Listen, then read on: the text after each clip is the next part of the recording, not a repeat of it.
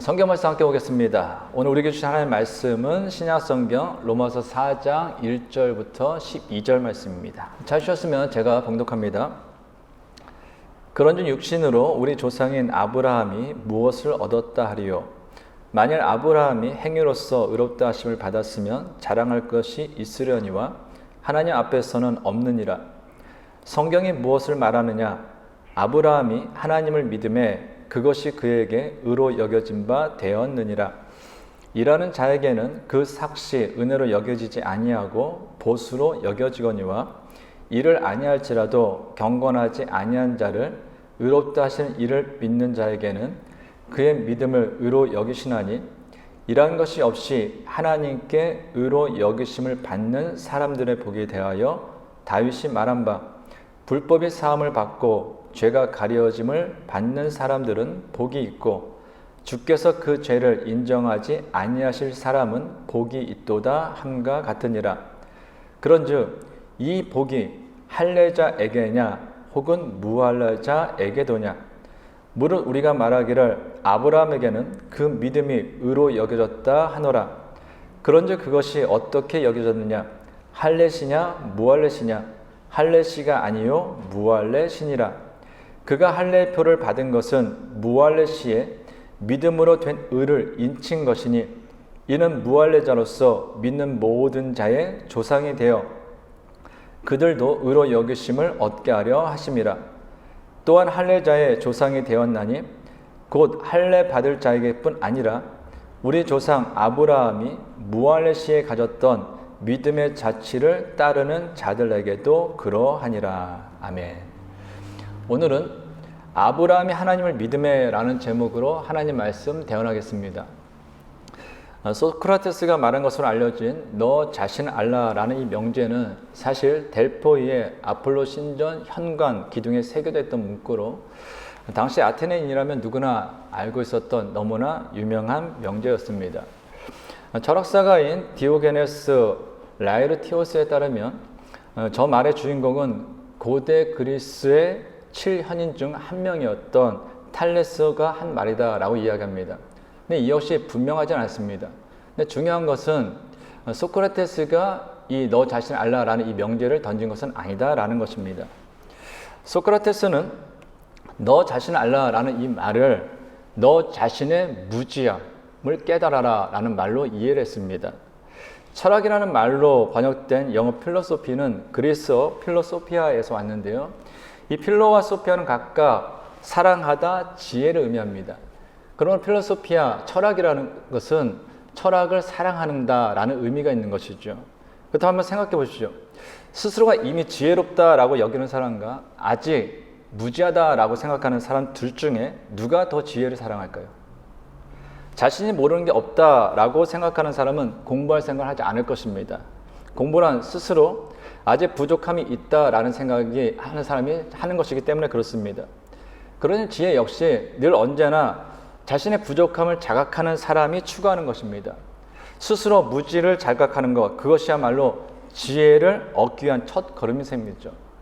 그럼 당시 소크라테스는 스스로에 대해서 지혜롭다 생각한 적이 없습니다. 늘 언제나 나는 무지하다, 나는 부족하다라고 생각했던 사람이 바로 소크라테스입니다.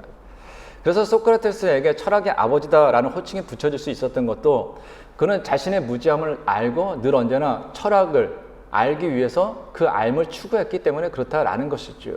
그래서 너 자신을 알라라는 이 명제는 항상 소크라테스와 붙어 다니는 것입니다. 근데 중요한 것은 신앙도 이와 동일하다는 것입니다. 누가 하나님을 찾을까요? 자신이 죄인이며 죄인인 자신의 능력으로는 결코 구원받을 수 없다라는 것을 아는 사람입니다. 그러므로 내가 어떤 존재인지를 깨닫는 것보다 신앙인에게 있어서 가장 중요한 것은 없다라는 것이죠. 그래서 이 구원에 대해서 사도 바울은 로마서를 통하여서 증언하면서 로마서 1장에서는 먼저 하나님 없이 살아가는 이방인들의 죄에 대해서 열거합니다. 그 로마서 2장을 통해서는 하나님을 믿는 사람, 즉 유대인들의 죄에 대해서 열거하죠. 그리고 3장 전반부에서는 이방인이나 유대인이나 헬라인이나 로마인이나 다 죄 아래 있다 라고 선언합니다. 그리고 이어지는 3장 후반부에서는 그럼 모든 사람이 죄인이라면 이런 죄인인 하나님 앞에 의롭다 함을 받을 수 있는 방법은 무엇인가? 라는 질문을 던져요. 그러면서 로마서 3장 후반절에서는 한 가지 결론을 내죠. 죄인된 인간은 그의 행위로서, 그의 어떤 방법으로도 하나님 앞에서 의롭다라고 인정받을 수 없기 때문에 하나님께서 하나님의 한 의를 보내주셨는데 바로 그 예수 그리스도, 그 예수 그리스도를 믿을 때에만 죄인된 인간은 구원을 받을 수 있다라는 거예요. 이것이 우리가 2주 전에 살펴본 로마서 3장의 결론입니다. 이것을 신학적인 용어로 우리가 계속 말씀드린 이신칭의, 이신득이라고 그랬습니다. 믿음으로써 칭하여진 의, 믿음으로써 얻은 의라는 것이죠. 이에 대해서 사도 바울은 이어지는 오늘 본문 로마서 4장을 통하여서 아브라함의 예를 통하여 이신칭의, 믿음으로 얻은 의에 대해서 우리에게 다시 한번 이야기합니다. 오늘 1절, 2절입니다. 그런즉 육신으로 우리 조상인 아브라함이 무엇을 얻었다 하리요?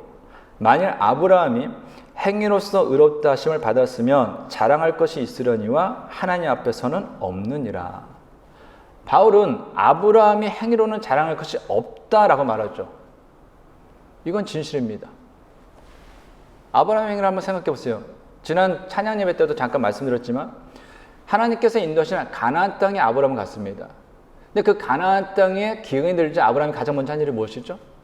하나님께 아무것도 묻지 않고 자신의 생각대로 자신의 방법대로 이집트로 내려간 거예요. 또한 그 이집트에서는 자신의 아내 때문에 자신이 죽을까 봐 아내를 자기 누이라고 속이죠. 그 뒤에는 어떻습니까? 아브라함은 하나님의 약속을 무시하고 자신의 아내 사라의 여종인 하갈을 통하여서 이스마엘이라는 아들을 낳습니다. 이것이 어찌 의로운 사람의 행위라고 할 수 있습니까? 그럴 수가 없는 거예요. 아브라함은 그의 행위로는 절대로 하나님 앞에서 의롭다라고 인정받을 수 없는 사람이다라는 것입니다. 근데 놀라운 건 뭐예요? 우리가 그 아브라함을 지금 믿음의 조상이다라고 부르고 있잖아요. 성경에서도 아브라함은 믿음의 조상이다라고 증거하고 있다라는 거예요. 그 얘기는 뭐예요? 하나님께서 아브라함을 의롭다라고 인정해 주셨다라는 것입니다. 행위가 그렇게 별 볼 일 없는 사람인데 자기 살고자 자기 아내를 누이라고 속일 정도로 하나님께서 직접 약속해 주셨음에도 말씀에도 불구하고 하나님의 말씀을 무시하고 자신의 방법대로 여종에게서 아들을 낳은 사람인데 그럼에도 불구하고 하나님께서는 그를 의롭다라고 인정해 줬다는 거예요. 어떻게 그럴 수 있었습니까? 오늘 보면 3절입니다. 성경이 무엇을 말하느냐? 아브라함이 하나님을 믿음에 그것이 그에게 의로 여겨진 바 되었느니라. 하나님께서 아브라함을 의롭다. 야, 너 참 의롭다.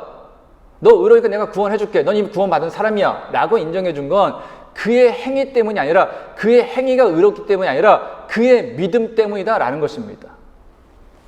그럼에도 유대인들은 할례라는 행위, 율법이라는 행위를 통해서 구원, 즉 하나님께 의롭다함을 얻을 수 있다라고 주장하죠. 그래서 바울은 할례와 관련해서도 다음같이 이야기합니다. 오늘 본 9절 하반절부터 12절입니다. 아브라함에게는 그 믿음이 의로 여겨졌다 하노라. 그런즉 그것이 어떻게 여겨졌느냐? 할례시냐 무할례시냐? 할례시가 아니요 무할례시니라. 그가 할례의 표를 받은 것은 무할례시에 믿음으로 된 의를 인친 것이니 이는 무할례자로서 믿는 모든 자의 조상이 되어 그들도 의로 여기심을 얻게 하려 하심이라. 또한 할례자의 조상이 되었나니 곧 할례 받을 자에게뿐 아니라 우리 조상 아브라함이 무할례시에 가졌던 믿음의 자취를 따르는 자들에게도 그러하니라. 아멘. 아브라함이 믿음으로 의롭다라고 하나님께 인정받은 것은 할례를 받기 전입니다. 이것은 세례를 한번 생각해 보시면 돼요. 자, 한번 생각해 보세요. 예수님께서는 나를 죄에서 구원하신 그리스도의 있음을 믿기 때문에 세례를 받는 것입니까? 아니면 세례를 받았기 때문에 예수님께서는 나를 죄에서 구원하시기 위해서 나의 죄를 대신하여 십자가에 죽으신 그리스도의 있음을 믿게 되는 것입니까? 천자죠. 예수님께서는 나의 죄를 대신 십자가에 죽으신 그리스도의 있음을 믿기 때문에 세례를 받는 것이지 세례를 받았기 때문에 그 예수님이 나의 죄를 대신하여 십자가에 죽으신 그리스도의 있음을 믿게 되는 것은 아니다라는 거예요. 그러므로 세례를 받았기 때문에, 할례를 받았기 때문에 하나님으로부터 의롭다라고 인정받는 것이 아니라 세례 받기 전에, 할례 받기 전에 하나님 앞에 믿음으로 먼저 의롭다라고 인정을 받는다라는 것이죠.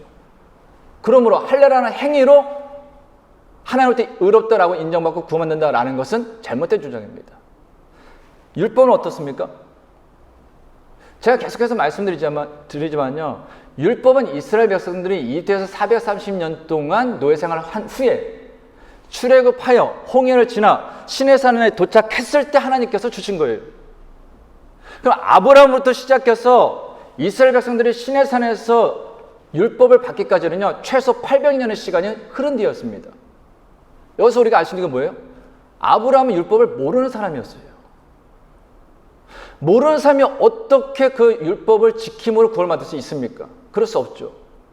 그러므로 아브라함은 율법으로 의롭다라고 인정받은 것이 아니다라는 것입니다.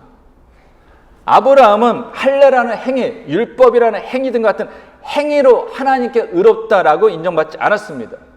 아브라함은 오직 믿음으로 하나님께 의롭다라고 인정받았어요. 다시 말해서 구원을 얻기 위해서, 구원을 받기 위해서 아브라함이 하나님 앞에서 한 것은 아무것도 없다라는 것입니다. 이것을 바울은 일과 그에 상응하는 보수를 예를 들어서 설명합니다. 오늘 4절부터 8절입니다. 일하는 자에게는 그 삭시 은혜로 여겨지지 아니하고 보수로 여겨지거니와 일을 아니할지라도 경건하지 아니한 자를 의롭다 하시는 이를 믿는 자에게는 그의 믿음을 의로 여기시나니 일한 것이 없이 하나님께 의로 여기심을 받는 사람의 복에 대하여 다윗이 말한 바 불법이 사함을 받고 죄가 가려짐을 받는 사람들은 복이 있고 주께서 그 죄를 인정하지 아니하실 사람은 복이 있도다 함과 같으니라. 일을 한 사람은 그에 대한 보수, 웨이즈를 기대하게 됩니다. 1시간 일하면 1시간치의 웨이즈를 받죠. 2시간 일하면 2시간치의 웨이즈를 받습니다. 이렇게 일을 하고 그 삭스를 받는 사람에게 그 삭스는 웨이즈로 여겨져요. 그런데 반대, 일을 하지 않았어요. 일을 하지 않았는데 삭을 받아요. 이건 뭘까요? 대가가 아니라 은혜가 되는 것이죠. 우리가 하나님 앞에 의롭다라고 받는 것도 이와 같다라는 거예요. 구원은 일을 하고 받는 웨이지가 아니라 일을 하지 않고 받는 은혜라는 것입니다. 자격이 없는 사람이 받는 것이기 때문에 그래요. 그래서 이 구원이라는 것은 하나님께서 우리에게 주시는 은혜로 주시는 선물이 되는 거예요. 그런데 만약에요, 우리가 우리의 행위를 의지해서 하나님 앞에 나아간다면 하나님과 우리의 관계는 일을 하고 웨이지를 받는 대가 관계가 돼요. 이러면 어떤 일이 생기냐? 이런 관계로 자신을 이해하고 하나님과의 관계 이해하면요, 내가 의롭게 행한 만큼 하나님께서 의롭게 여겨주실 것이다 라고 기도합니다. 그래서 나한테 무엇인가 좋은 일이 생기면요, 그 이유가 무엇이냐? 내가 하나님 앞에 의를 행했기 때문인 거예요. 근데 반대로 나에게 무엇인가 안 좋은 일이 생기면 내가 하나님 앞에 의롭지 않은 행동을 했기 때문이다 라고 생각하는 거예요. 근데 여기서 문제가 어떤 게 생기냐? 이렇게 생각할 것이죠. 의롭기 때문에, 내가 의로운 행동을 했기 때문에 구원받았어, 하나님께 나를 의롭다 인정해줬어, 이렇게 생각하는 사람이 대부분 내가 의롭지 않다고 생각하지 않습니다. 그래서 이런 문제가 생겨요. 나는 내가 의롭다고 생각하는데 나한테 안 좋은 일이 생겼어요. 그럼 어떤 생각이 들까요? 신앙적인 회의에 빠지는 거예요. 하나님께서는 공정하게 보상해 주시는 분이었는데 어떻게 내가 의롭게 행동했는데 나한테 이렇게 나쁜 일이 생기지? 그 하나님 정말로 계신 게 맞아? 라는 회의가 생긴다는 겁니다. 근데 반대는 전혀 달라요. 행위가 아닌 믿음을 따르는 사람은요, 좋은 일이든 나쁜 일이든 자신의 행위와 관련짓지 않고 오직 하나님의 은혜를 의지합니다. 그래서 자기에게 좋은 일이 일어나면 그것을 은혜로 여겨요. 반대로 자신에게 좋지 않은 일이 일어나도 크게 낙심하지 않습니다. 하나님의 은혜를 기대할 뿐이에요. 그래서 이런 사람은요, 바울이 얘기한 것처럼 모든 일에 범사에 감사할 수 있습니다. 자기에 주어진 것에 만족합니다. 하나님께서 베푸실 은혜를 기대합니다. 그래서 이런 사람은 하나님께서 주신 오늘이라는 그 선물을 행복으로 채워가는 거예요. 그래서 다윗은 우리아 아내 밧세바를 간음하고 그 살을 감추기 위해서 그 우리아를 죽이는 죄를 졌습니다. 그로 인해서 괴로웠어요. 근데 하나님께서 자신의 허물을 또한 자신의 죄를 사해 주시고 가려 주셨기 때문에 그가 기쁨을 얻게 됩니다. 그래서 허물의 사함을 받고 자신의 죄가 가려진 자는 복이 있다. 그가 가장 행복한 사람이다 라고 시편 32편에서 고백한 것이고, 그것을 사도 바울이 지금 인용해서 이야기를 하고 있는 것입니다. 성도 여러분, 이 세상에 있는 많은 사람들 중에서 하나님께서 우리를 꼭 집어서 택해서 우리에게 은혜를 베푸셨습니다. 근데 그 이유가 뭐예요? 내가 잘나서 그렇습니까? 내가 멋있어서 그래요? 내가 능력이 뛰어나서? 아니에요. 내 어떤 조건 때문에 하나님께서 이 땅에 있는 많은 사람 중에 나를 콕 집어서 택해서 나한테 은혜를 베푸신 것이 아니다라는 거예요. 그저 하나님께서 은혜를 베푸신 거예요. 그냥 하나님께서 나를 콕 집으셨다라는 거예요. 그 은혜의 결과로 우리가 무엇을 받았습니까? 영원한 생명을 소유했어요. 누가 뭐라고 해도요, 내 현재 형편이 어떻다 할지라도요, 왜 우리가 가장 복받은 사람, 가장 행복한 사람인지 아십니까? 하나님으로부터 그 은혜를 받았기 때문인 거예요.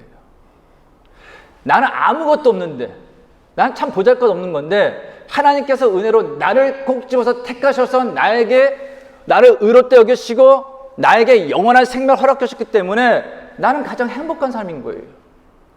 그래서 우리는 형편에 의해서, 사람들의 말에 의해서 흔들려서는 안 된다라는 거예요. 이미 이 세상 그 무엇으로도 바꿀 수 없는 가장 큰 복을 이미 받은 사람이기 때문에 내게 주어진 삶이 오늘 하루를 할지라도 그 하루를 우리는 최선을 다해서 감사함으로, 기쁨으로, 행복으로 채워가야 한다라는 것입니다. 그럼 오늘 말씀에서 우리가 가장 중요하게 생각하는 이거예요. 그렇다면 하나님으로부터 의롭다 함을 얻은 아브라함의 그 믿음은 어떤 믿음인가라는 것입니다. 오늘 3절 다시 한번 읽겠습니다. 성경이 무엇을 말하느냐? 아브라함이 하나님을 믿음에 그것이 그에게 의로 여겨진 바 되었느니라. 아멘. 이 말씀은 창세기 15장을 배경으로 있습니다. 하나님께서는 아브라함을 부르시면서 두 가지 약속을 하셨어요. 내가 너한테 땅을 주겠다. 그리고 내가 너한테 후손을 주겠다. 그런데 시간이 지나도 하나님께서 후손을 주시지 않아요. 자녀를 주시지 않아요. 그러니까 고민이 생기는 거예요. 주신다고 했는데. 그냥 부모랑 자녀 생각하면 맞을 것 같아요. 자녀들은 부모한테 뭐 이렇게 요구하죠. 아니면 부모가 야 내가 너 언제 어디 데려가 줄게, 아니 뭘 줄게 하면은 그 말을 들은 순간부터 언제 줄까, 언제 갈까, 언제 여행 갈까 이 생각만 하거든요. 그러니까 아브라함은 동일한 거예요. 왜 안 주시지 고민에 빠졌어요.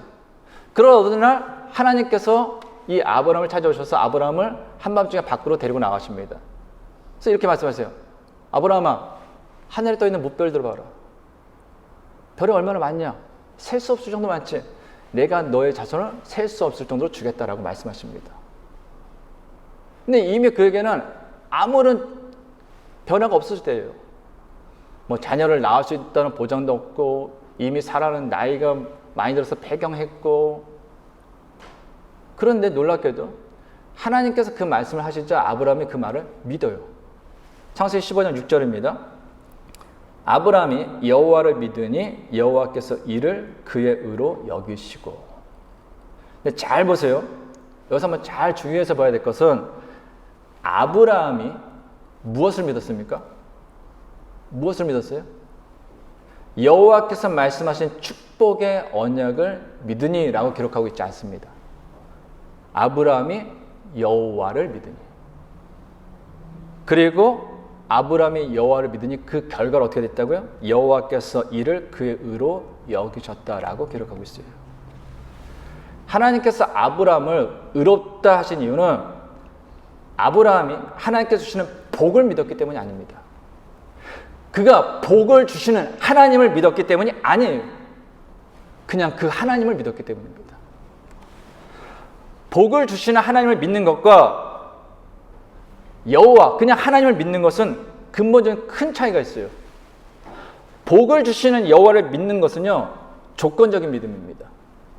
상황의 변화에 따라서 언제든지 변할 수 있는 믿음이다라는 거예요. 믿음의 조건인 그 복이 임하지 않으면 어떻게 될까요? 믿지 않겠다라는 것입니다. 다시 말해서 복을 주시는 그 하나님을 믿는 믿음은 믿음의 대상인 하나님을 믿는 것이 아니라 실은 복을 믿는 거예요. 그런데 오늘날 많은 사람들이요, 하나님을 믿는 것이 아니라 복을 주시는 하나님을 믿는 이 믿음을 가지고 있습니다. 성도님들은 어떻습니까? 성도님들은 어떤 믿음입니까? 하나님을 믿으십니까? 아니면 하나님께서 주시는 복을 믿습니까? 아니면 하나님께서 복을 주시는 분이기 때문에 믿습니까? 어느 날 갈릴리 지역의 수도였던 가버나움에 수많은 무리가 모여들었습니다. 어떤 사람들은 배를 타고 갈릴리 호수를 건너왔고 어떤 사람들은 먼 길을 걸어서 밤새 왔습니다. 그리고 그날 아침 일찍부터 예수님께서 계시는 걸 몰려들었어요. 라삐어, 언제 이곳에 계셨습니까? 언제부터 이곳에 묻는 거예요. 밤새 배를 타고 왔든지 밤새 걸어왔든지 수고하여서 예수님을 찾아온 그들에게 예수님께서 이렇게 말씀하십니다. 요한복음 6장 26절입니다. 예수께서 대답하여 이르시되 내가 진실로 진실로 너희에게 이르노니 너희가 나를 찾는 것은 표적을 본 까닭이 아니요 떡을 먹고 배부른 까닭이로다. 예수님의 말씀에 의하면 이들은 누구냐? 바로 앞에 나오는 떡 5개와 물고기 2마리 5병 2의 기적을 통해서 예수님께서 축사하신 후 예수님께서 나누신 떡을 받아먹은 사람, 물고기를 받아먹은 사람들이라는 거예요. 이들이 왜 예수님을 따라왔습니까? 혹시나 예수님께서 신기한 기적을 베푸셔서 자신들의 배를 채워줄까? 예수님께서 혹시나 신기한 기적을 일으켜서 내 필요한 것을, 내가 원하는 목적을 채워줄까? 그 이유 때문에 찾아왔다라는 것입니다. 그래서 예수님께서 그들에게 와서 이렇게 이야기합니다. 요한복음 6장 27절입니다. 썩을 양식을 위하여 일하지 말고 영생하도록 있는 양식을 위하여 하라. 이 양식은 인자가 너에게 주리니 인자는 아버지 하나님께서 인치신 자니라. 아멘. 너희들이 진정 구해야 할 것은 뭐라고요? 영생하도록 있는 양식, 즉 예수님 자신이라는 거예요. 예수님께서 병을 고쳐주시고 죽은 자를 살려주시고 물고기 2마리와 떡 5개로 5,000명을 먹이는 이 기적을 일으키신 것은요, 사람들로 하여금 놀라운 기적에 현혹되어서 예수님을 쫓으라는 의미가 아니었어요. 그 기적, 그 표적을 통해서 예수님이 어떤 분이신지 분명히 알고 그 예수님을 믿으라는 거였습니다. 근데 예수님께서 행하신 기적을 본 사람들은 생명이신 그 예수님이 아니라 예수님께서 행하신 그 기적만을 바라보며 예수님을 따랐기 때문에 자신들이 원하는 대로 예수님께서 기적을 베푸시지 않고 자신들이 원하는 목적을 예수님께서 이루어주지 않았을 때 그들은 모두 예수님을 배반하고 떠났습니다. 심지어 그들은 강도 바라바를 놓아주고 저 예수를 십자가에 못 박으라고 소리 지르며 그 예수님을 십자가에 못 박는 일에 동조했다라는 것입니다. 그들의 믿음이 무엇이었기 때문이에요? 예수님에 대한 믿음이 아니라 예수님께서 주시는 그 떡, 예수님께서 주시는 그 물고기, 예수님께서 주시는 그 기적에 대한 믿음이었기 때문에 그렇습니다. 그러나 아브라함은 달랐습니다. 아브라함은 여호와를 믿었어요. 비록 축복의 약속이 아직 이루어지지 않았지만 아브라함은 여호와를 믿었습니다. 축복을 가져다 주실 여호와를 믿은 것이 아니라 여호와 하나님 그 자체를 믿었다라는 것입니다. 무엇 하셨기 때문에 무엇을 주셨기 때문에 하나님을 믿는 것이 아니라 하나님이시기 때문에 내는 하나님을 믿습니다. 이것이 아브라함의 믿음이었어요. 그래서 하나님께서 그 아브라함의 믿음을 보시고 그를 너 정말 의롭다라고 인정해 주신 것입니다. 그렇다면 우리는 어떻습니까? 일반적으로 교회를 처음 나올 때는요, 예수님께서 주신 하나님께서 주신 떡에 관심 갖고 나올 수 있습니다. 잘못된 거 아니에요. 당연히 그렇죠. 인생을 살면서 힘들었어요. 너무나 힘들었어요. 너무나 고됐어요. 근데 예수 믿으면 평안이 온다. 누가 그래요? 그래서 교회 가서 나 정말 힘들었는데요. 고됐는데요. 예수 믿으면 좀 내 마음이 좀 편해질까 봐, 내 인생이 좀 편해질까 봐 기대해서 왔습니다. 괜찮아요. 오랜 질병이 있었습니다. 의사도 찾아가고 온갖 약도 먹었는데 치료가 안 돼요. 돈도 탕진했어요. 근데 누가 그러냐 예수 믿으니 질병이 낫대요. 그래서 나 혹시 예수 믿으면 교회 나오면 질병이 고쳐질까봐 나왔다. 괜찮아요. 내가 가지고 있는 어떤 목적, 어떤 뜻을 위해서 교회 나올 수 있다라는 것입니다. 그건 문제가 되지 않습니다. 근데 중요한 건 처음에 그렇게 교회에 나왔던 그 목적이, 그 의도가 내가 신앙생활을 몇 년 하든 얼마나 하든 성경 말씀을 얼마나 들었든 설교를 얼마나 들었든 변함없이 계속해서 그 의도를 가지고 신앙생활을 한다라는 것입니다. 신앙생활 10년, 20년 했습니다. 말씀을 들었습니다. 교회 직분도 했습니다. 헌신도 했고 봉사도 했어요. 근데 여전히 내가 예수를 믿는 이유, 내가 봉사하는 이유, 내가 예배드리는 그 동기는 무엇이냐? 오병이의 기적을 일으켜주신 주님, 병을 낫게 해주는 주님. 그렇다면 어떻게 될까요? 그 소원, 내가 원하는 육체적인 목적, 육신의 목적이 이루어지지 않으면 그는 언제라도 주님을 떠날 수 있다는 것입니다. 그런 사람은 혹 교회에 와서 예수를 믿음으로 자신이 원하는 걸 어느 정도 얻었다 할지라도요, 어쩌면 그는 아직 하나님으로부터 의롭다라고 인정은 못 받을 수도 있다는 것입니다. 누가복음 16장에 보면은 예수님께서 말씀하신 부자와 거지 나사로 비유가 나옵니다. 이 부자가 얼마나 큰 부자였냐면요, 당시 가장 부유한 사람들, 로마 황제들, 로마 귀족들만 입을 수 있는 자색 옷과 고운 베옷을 입었던 사람입니다. 날마다 잔치를 벌리면서 호화로운 생활할 정도로 대단한 부자였어요. 아무리 큰 부자라도요, 매일같이 잔치를 벌일 수 없거든요. 근데 그 앞에, 집 앞에는 거지 나사로가 있었어요. 어떤 사람이냐? 먹을 것이 없는 사람입니다. 날마다 잔치하는 그 부잣집에 버려지는 그 쓰레기, 그거라도 먹고서 오늘 하루 좀 살았으면 어떨까, 그 정도로 가난한 사람이었어요. 근데 그 부자는 단 한 번도 이 거지를 초대하지 않았습니다. 알아서 음식도 갖다 주지 않았어요. 근데 인생이라는 것이 태어나면 죽음이 있지 않습니까? 죽었어요. 그 뒤의 결과에 대해서 예수님께서 이렇게 말씀하십니다. 누가복음 16장 22절부터 24절입니다. 이에 그 거지가 죽어 천사들에게 받들려 아브라함의 품에 들어가고 부자도 죽어 장사되매 그가 음부에서 고통 중에 눈을 들어 멀리 아브라함과 그의 품에 있는 나사로를 보고 불러 이르되 아버지 아브라함이여, 나를 궁휼히 여기사 나사로를 보내어 그 손가락 끝에 물을 찍어 내 혀를 서늘하게 하소서. 내가 이 불꽃 가운데서 괴로워하나이다. 오해하지 마세요. 부자라고 해서 지옥 가는 거 아니에요. 그렇죠? 부자라고 해서 지옥 가고 뭐 가난해도 천국 가는 거 아닙니다. 그건 전혀 관계가 없어요. 근데 이 사람이 문 밖에 굶어 죽어가는데도 매일 잔치를 벌이면서 호화롭게 생활하면서도 그 문 앞에 있는 거지 나사로에게 음식 한번 주지 않고 그냥 자기 뱃속만 챙겼다라는 걸 통해서 그는 하나님의 사람으로서 하나님의 사람은 아닌 것을 우리가 기본적으로 알 수 있습니다. 그런데 죽고 나니 어떻게 됐습니까? 운명이 역전이 돼버렸어요. 거지 나사로는 하나님 나라에서 아무런 부족함 없이 풍요로운 삶을 살기 시작했습니다. 언제까지요? 이때부터는 영원이에요. 근데요, 이 부자가 몇 년을 살았는지 모르겠습니다. 많이 살아서 100세까지 살았는지 120세까지 살았는지 모르겠어요. 태어날 때부터 죽을 때까지 부자로 살았다 해도 120년입니다. 그런데 죽음 이후부터는 영원한 삶이 시작되는데 어떻게 되죠? 지옥에 떨어져서 뜨거운 불꽃 가운데 있는데 거기서 부탁을 하죠. 거지 나사로 손끝에 물이라도 잠깐 묻혀가지고 내 혀 끝에서 대주세요. 물 한 모금 얻을 수 없는 비참한 처지가 된다는 거예요.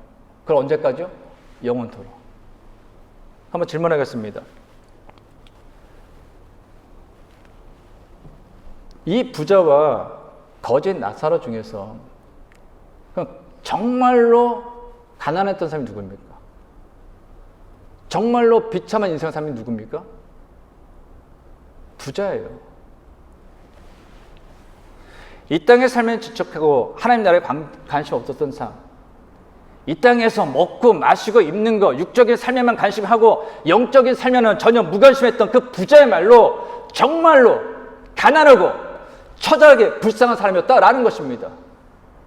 그 모습을 보여주는 것이 그의 죽음 이후에 삶의 현실을 예수님께서 말씀하신 거예요.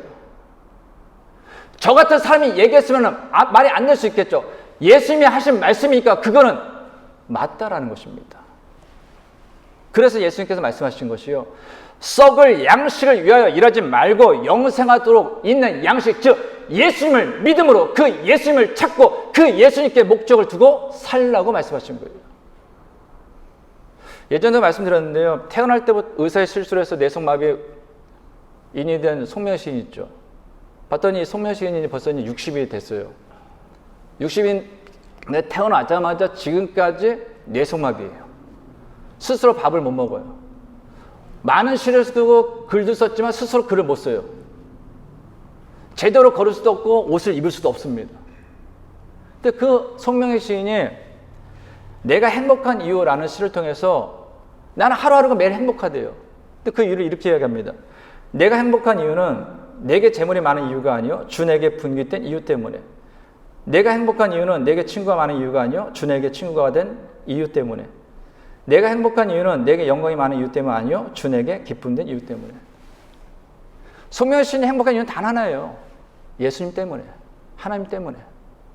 내가 예수 믿어서 건강이 좋아지고, 예수 믿어서 손으로 글씨 쓰게 되고, 예수 믿어서 내가 혼자 밥 먹게 되고, 예수 믿어서 내가 돈을 많이 벌게 되고, 예수 믿어서 내가 좋은 데 시집가서 행복한 것이 아니라, 나는 여전히 내 혼자서 걸을 수도 없고 일어날 수도 없고 밥을 먹을 수도 없고 글도 쓸 수 없고 돈도 없지만, 나는 그 예수님이 나의 친구가 되어주시고 그 예수님이 나의 구원자가 되어주셔서 그 예수님과 나는 하루하루를 같이 살기 때문에 나는 너무나 행복하다는 것입니다. 예수님을 행복으로 조건을 가진 사람은요, 진정 행복한 사람이에요. 왜요? 예수님은 변함이 없으시거든요.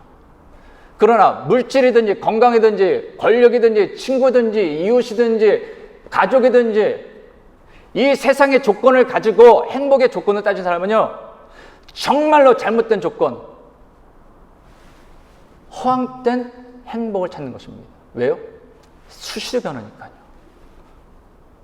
돈이 원하는데 내가 좀 있으면 나 행복하다. 좀 원하지 않으면 건강이 내가 좀 원하는 대로 행복하다. 없으면 친구 인간관계 좀 행복하다.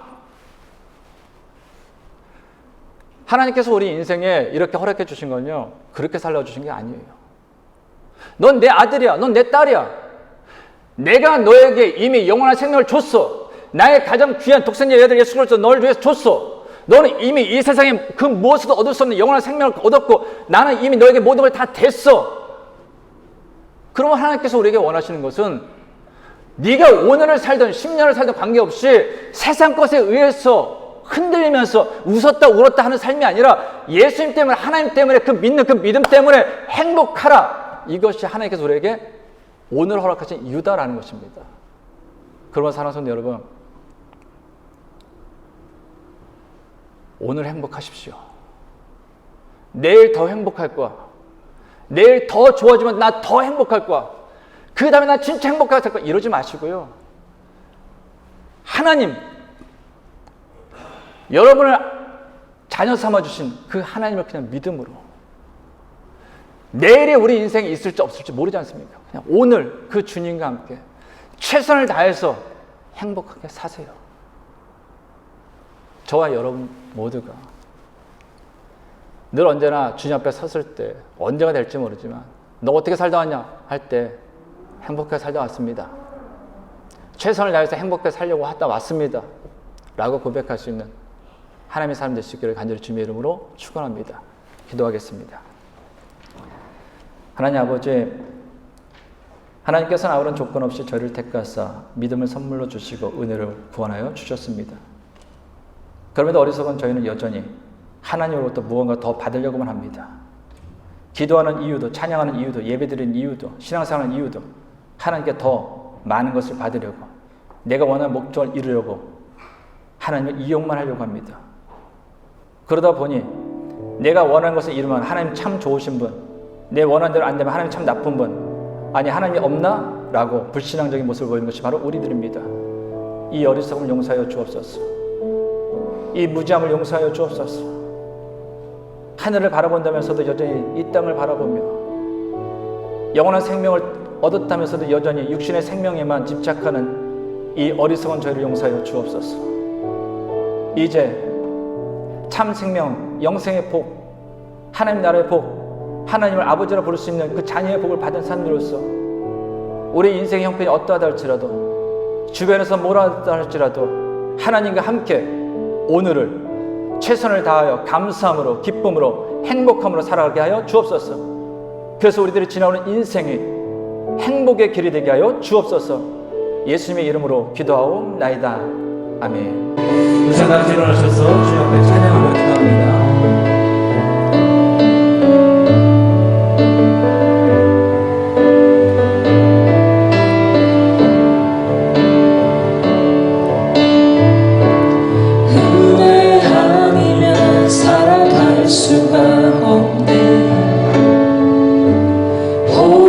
마저도 다 주의 것이니 세상 평안과 위로 내게 없어도 예수 오직 예수뿐이네.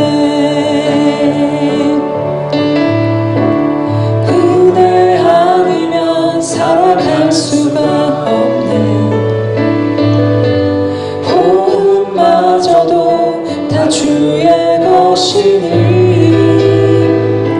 세상 평안과 위로 내게 없어도 예수 오직 예수뿐이네.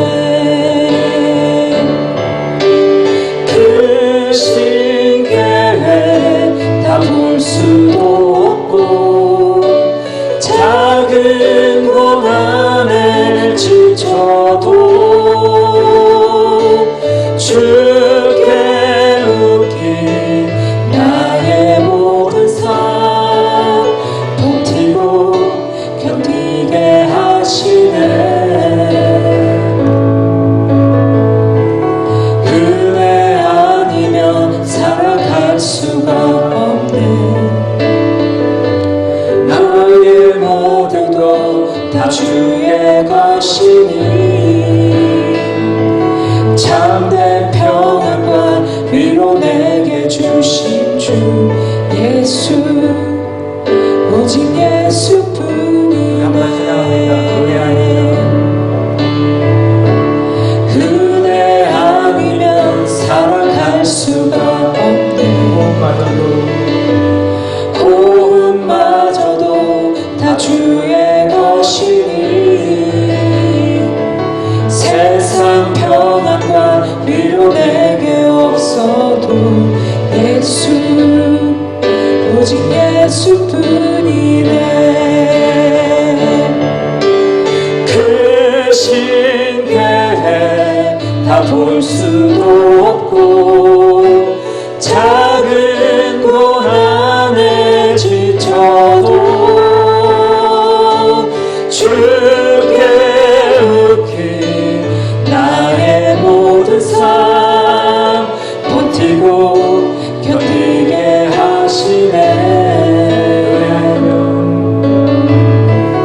은혜 아니면 살아갈 수가 없네.